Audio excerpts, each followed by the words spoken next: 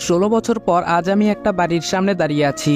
হ্যাঁ, বাড়িটা আমার নিজের বাবার বাড়ি। আপনারা ভাবছেন তো নিজের বাবার বাড়িতে কেউ 16 বছর বাদে বাড়ির সামনে দাঁড়িয়ে আছে, কিন্তু কেন? তাহলে আসেন ঘটনাটা একটু বলি, পুরোটা গল্পের মাঝে জেনে নিতে পারবেন। আমি আদিব আল ইহসান, আমরা 2 ভাই ও 1 বোন। আমি মেজো, ভাইয়া বড় আর ছোট বোন আরিশফা। বাবা এই শহরের নামকরা বিজনেসম্যান আফজাল আল ইমরান। মা একটা সরকারি কলেজের প্রিন্সিপাল। মায়ের পেশাটা শখের বশে পালন করা। ভাইয়া আশরাফ আল ইহসান আমার 3 বছরের বড়, আর বোনটি আমার 4 বছরের ছোট। ভাইয়া ছোট থেকেই আমাকে খুব একটা সহ্য করতে পারে না। যেহেতু বাবা মা দুজনেই ব্যস্ত মানুষ, তাই আমরা তাদের সংস্পর্শ খুব কমই পেতাম। বাসায় সার্ভেন্টরা আমাদের দেখাশোনা করত।